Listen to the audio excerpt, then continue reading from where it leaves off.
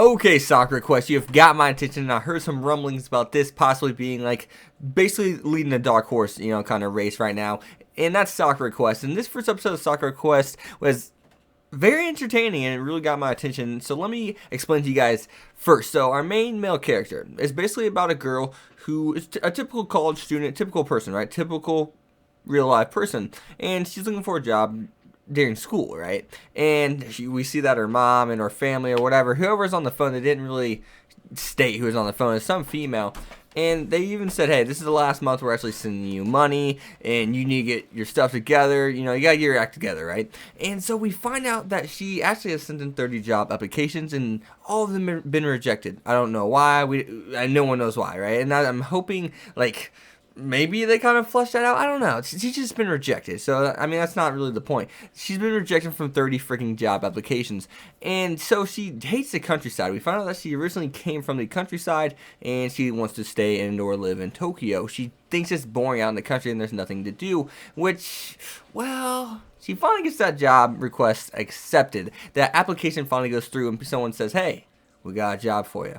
And so they send her off to another countryside, and she actually ends up having to become a queen. And she finds out it wasn't just for a day, it was for a year. And the palace is called Chupacabra, and apparently this town has the legendary Chupacabra that was sighted many, many years ago and hasn't been seen since. But there, it's like that conspiracy theory of there's a Chupacabra here. It's a legend, it's an urban legend per se. And we find out that she wants to go back to Tokyo. And the bus scene, by the way, is absolutely hilarious. So you guys who do watch this show will actually go and like that scene. Trust me, you'll be laughing your ass off. It's fucking funny. And so she's trying to find a way home, and she can't find a way home. She finds out. And we actually found out that the president or king of the town, per se, doesn't want her to go home.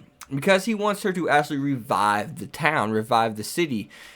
Because we find out, like, at the very end of this show, this town used to be lively, used to be popping, and now it's kind of like a ghost town. There's nothing really going on. It's not lively whatsoever. And at the very end, I thought it was very nice. I just want to say that. This is more like a first impression than a review, I guess. But at the very end of the episode, the insert song was amazing. Kind of just said, oh my gosh, just looking at the pictures, and we see like a flashback of her sitting in this throne when she's a girl, so it kind of gives you the impression of, oh, so she's actually supposed to be like a future queen or something, I guess, because that's what the phone call kind of dictates or indicates, I should say.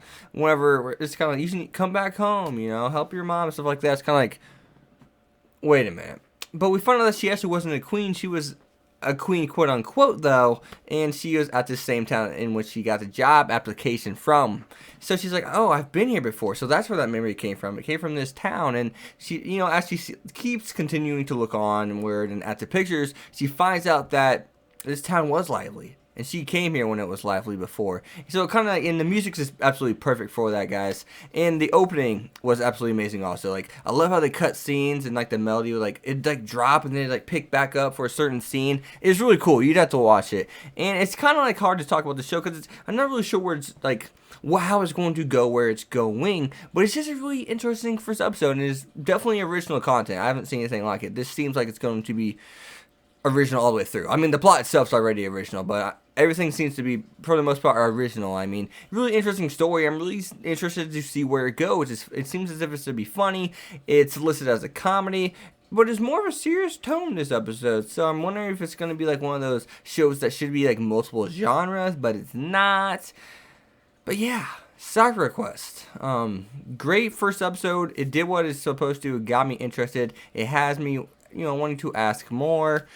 Or ask more questions of, hey, where's this going? How are they going to do this? I wonder how they're going to do that. Art and animation looks fluid, looks good. And yeah, Sakura Quest. I know this is really late, so I want to hurry up and get the video out for you guys after I heard about how good it was supposedly. And yeah, so Sakura Quest, go check it out. Highly recommend it, and leave down your thoughts down in the comments below. What do you guys think about Sakura Quest? And it's a fun show, so I think it's going to be a really good show. Maybe it may be a hidden gem. I mean, who knows? Maybe it's the spring anime of the year, which it's going to have to beat Attack on Titan in My Hero Academia, but so yeah, I'll see you guys next time. As always, you've been Hex. Be sure to leave a like, comment, subscribe, follow me on Twitter, X25. I'll see you guys next time. Peace.